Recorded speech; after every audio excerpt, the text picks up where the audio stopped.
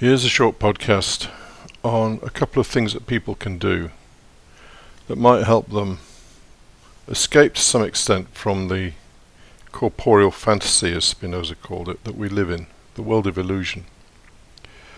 Now I want to dedicate this podcast to a friend of mine that I learned had died. He didn't die yesterday, but I found out yesterday, and that was actually my birthday, so it soured my birthday to some extent. Anyway, Melvin shared with me my teenage years up to about the age of 19 or 20, and it was all the crazy years, so I have very precious memories of being with Melvin. And it was the late 60s, so it was flower power, drugs, all-night parties, all that kind of stuff, and I shall miss him. Anyway, enough said about that.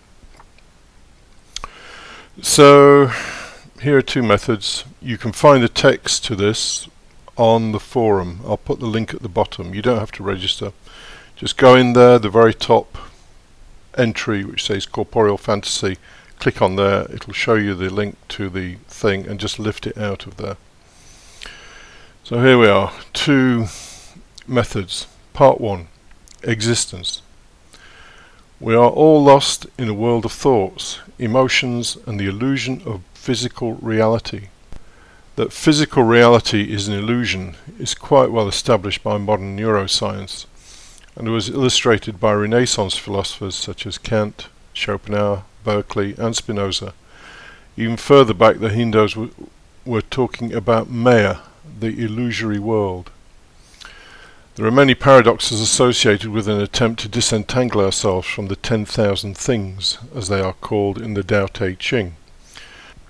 The first of these is that we need to understand the nature of the illusion and our bondage. This means taking on board more ideas and refining them until we are satisfied that we understand the nature of our lives. This is a long work and involves many blind alleys. Even so, it is possible we can establish the following things for ourselves. 1.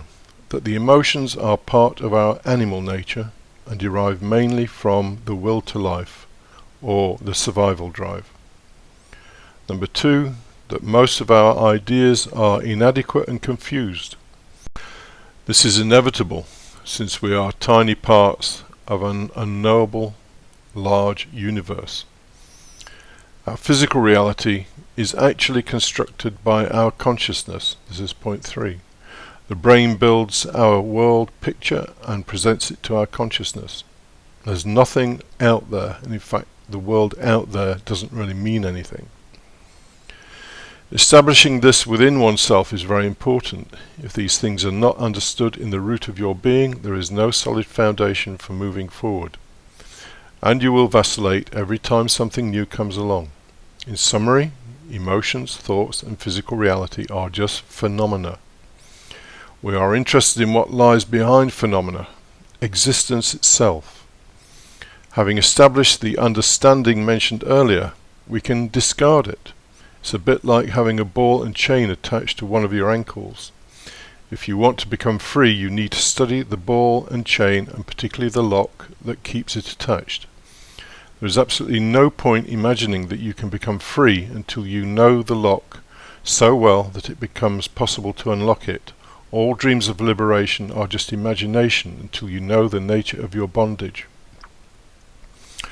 Most of the time we are asleep to the experience of existence. We are lost in phenomena, thoughts, emotions, and fascination with the physical fantasy. So here is a quick experiment. Look around and fix your attention on an object with a particularly vivid colour. Right now I can see a blue plastic folder holding documents. Look at the object and experience the colour, in my case the blueness of the folder. Now here is the tricky bit. You are not interested in the object or the colour, but in the experience of the colour. It helps to realize that the colour is created by your brain. There is no colour out there at all. So experience the experience of the colour. This is the best way it can be explained. We are not interested in phenomena. We are interested in experiencing the experience of those phenomena. This is the key to freedom, and it requires a conscious effort on your part. There are various meditation exercises that can help with this, but they are subtle and need to be explained in person. Part 2. Becoming nothing. Much of our suffering comes from a sense of self-importance, and this in turn is driven by desire. Desire is the very essence of man, to quote Spinoza, and it pushes and pulls us around every day of our lives. If we want some sort of peace, we need to see the nature of this desire and how it pumps us up with self-importance and anxiety. The more important you think you are, the more anxious you will be. You can't have one without the other. Dealing with self-importance is difficult, maybe the most difficult thing a human being can do. This is a tricky and potentially dangerous endeavour, and so there isn't a great deal that can be said. However, some obvious facts can prove to be salutary. Today, around 200,000 people who believe they were important will die. In 100 years or so from now, almost none of them will be remembered. It will be as if they had not existed.